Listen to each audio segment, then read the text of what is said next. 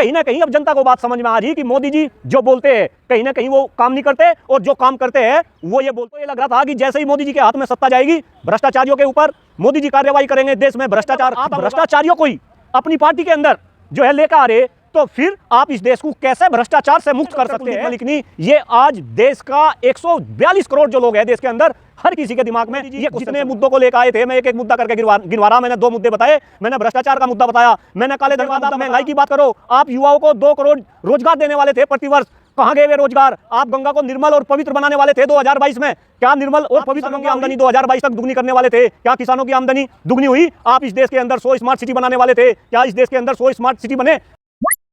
अभी हाल ही में एक सभा को संबोधित करते हुए पीएम मोदी ने कहा है कि कांग्रेस करप्शन और रिश्वतखोरी की गारंटी है, तो पीएम मोदी भ्रष्टाचारियों पे कार्रवाई की गारंटी है। क्या कहेंगे, ये उनका की बात सच है या फिर ये एक 2024 को लेकर के एक एजेंडा बनाया जा रहा है? देखिए श्रीमान जी, आपने बहुत ही अच्छा क्वेश्चन उठाया, और मैं बताऊं ये बात जो मोदी जी ने कही, ये 27 जून की बात है।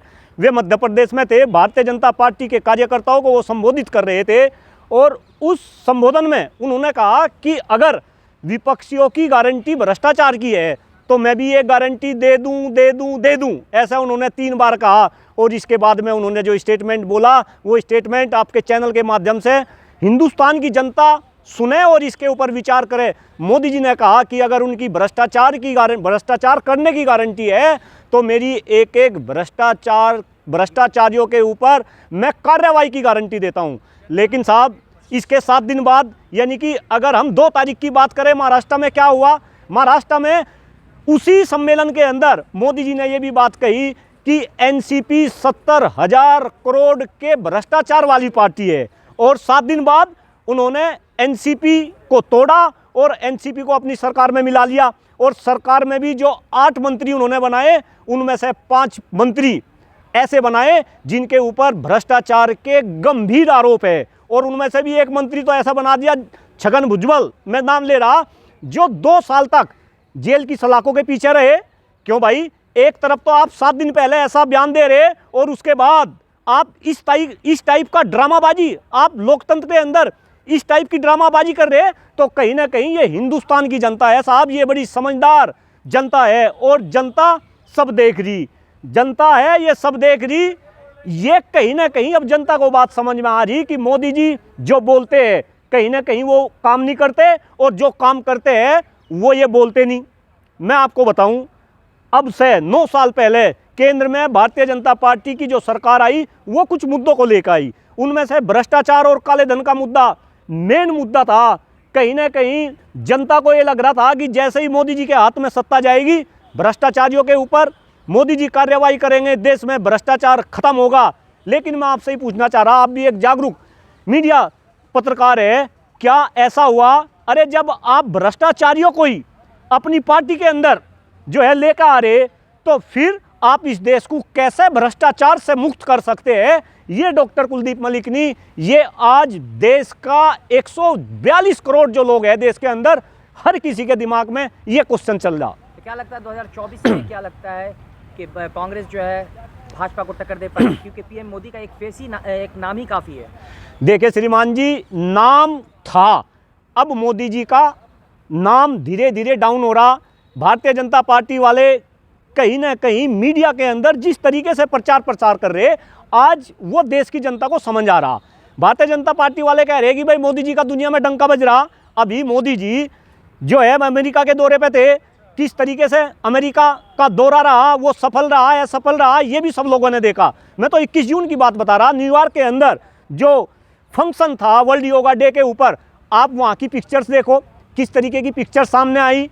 आप प्रेस कॉन्फ्रेंस देखो, ये प्रेस कॉन्फ्रेंस करने के लिए तैयार नहीं थे, लेकिन फिर भी वहाँ पे इनको प्रेस कॉन्फ्रेंस करनी पड़ी। और किस टाइप के क्वेश्चन, केवल 2 क्वेश्चन पूछे गए, किस टाइप के क्वेश्चन पूछे गए, उससे कहीं ना कहीं मोदी जी के जलवे का पता चल रहा।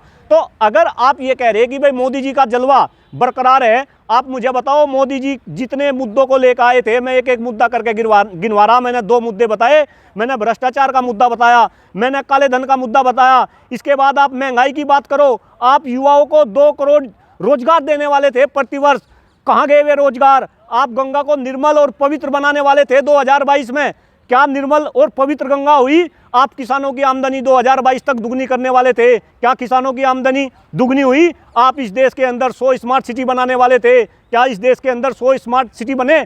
बस आप तो एक ही काम कर रहे कि जो देश है इस देश को कहीं ना कहीं बांटने की कोशिश कर रहे। आप धर्म के आधार पर देश को बांट रहे।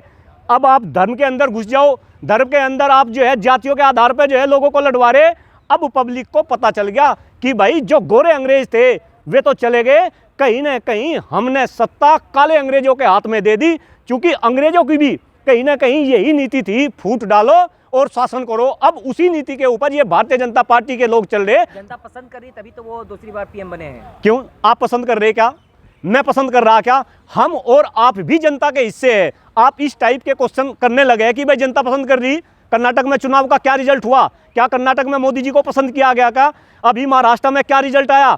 सॉरी, महाराष्ट्र की मैं बात, महाराष्ट्र की नहीं, हिमाचल प्रदेश में क्या रिजल्ट आया? क्या हिमाचल प्रदेश के लोगों ने मोदी जी को पसंद किया? क्या ये तो एक मीडिया लोगों के अंदर परसेप्शन डाल दी। देखिए श्रीमान जी, एक मैनेजमेंट का फंडा है कि जो दिखता है वो ही बिकता है। तो मोदी जी तो जगह जगह, अरे अब मोदी जी से लोग पूछ रहे, इतना प्रचार प्रसार हो रहा, आप इतना पैसा खर्च कर रहे, अगर इतना पैसा आप जनहित के कार्यों में लगा देते। मैं आपको एग्जाम्पल दे रहा, मैं कांग्रेस नेता के रूप में बात कर रहा, लेकिन आप उड़ीसा की बात करो। उड़ीसा के मुख्यमंत्री नवीन पटनायक जी हैं, कोई एडवर्टाइजमेंट आता है क्या? बस केवल और केवल अपना काम कर रहे।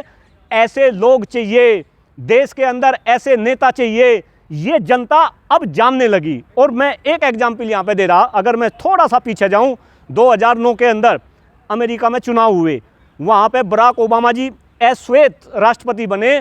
चुनाव से पहले उन्होंने वादा किया था कि अगर आप मुझे राष्ट्रपति बनाएंगे तो जितना भी काला धन है अमेरिका के अंदर मैं उसको वापस लेकर आऊँगा। चुनाव बनते ही सार 15 दिन के अंदर उन्होंने कानून बनाया और काला धन वापस लेकर आए। तो कहीं ना कहीं मैं ये कहना चाह रहा कि अगर अमेरिका में ऐसा हो सकता है तो हिंदुस्तान में ऐसा क्यों नहीं हो सकता? क्योंकि इनकी करने की इच्छा शक्ति नहीं है। इनको पता कि आपने मुद्दे चुनाव में लिया है, पब्लिक को भूल जाना। क्या लगता है 2024 में कौन सा क्या मुद्दा होगा? 2024 में आप किसके मुद्दे की बात कर रहे हैं, कांग्रेस या भाजपा के? दोनों की, या कांग्रेस की क्या होगी? देखिए, अगर मैं कांग्रेस के मुद्दे की बात करूं तो कांग्रेस को तो कोई मुद्दा लाने की जरूरत ही नहीं। मैं तो ये कह रहा कि जो ये भारतीय जनता पार्टी के मुद्दे थे 2014 और 2019 में जो मुद्दे बनाए थे, अब इन्हीं मुद्दों को लेकर कांग्रेस कहीं ना कहीं चुनाव में जाएगी। मैं फिर मुद्दे की बात कर रहा, मैं काले धन की बात करूं, मैं महंगाई की बात करूं, मैं भ्रष्टाचार की बात करूं, अरे इतने सारे मुद्दे हैं। तो कांग्रेस इन्हीं मुद्दों को लेकर जो है चुनाव मैदान में जाएगी। और जनता भी कहीं ना कहीं समझ रही, और जिस तरीके से चुनाव के जो रिजल्ट आ रहे हैं, अभी जो राज्य में चुनाव हो रहे, मैंने हिमाचल प्रदेश की बात करी, मैंने कर्नाटक में बात करी। कर्नाटक में भी ये कहते हैं कि कांग्रेस की सरकार बननी नहीं, भारतीय जनता पार्टी की सरकार बनेगी, लेकिन कर्नाटक में भी देखो वहाँ पे जो है कांग्रेस की सरकार बनी। अब ऐसा ही कुछ, मैं चमत्कार भी इसको नहीं बोलूँगा, ऐसा ही कुछ कमाल आने वाले टाइम में 2024 के अंदर देश और दुनिया को देखने को मिलेगा। और कहीं ना कहीं जो लोग तरस आ चुके इनके वादों से, इनको मुंह की खानी पड़ेगी, मुझे ऐसा पूर्ण विश्वास है।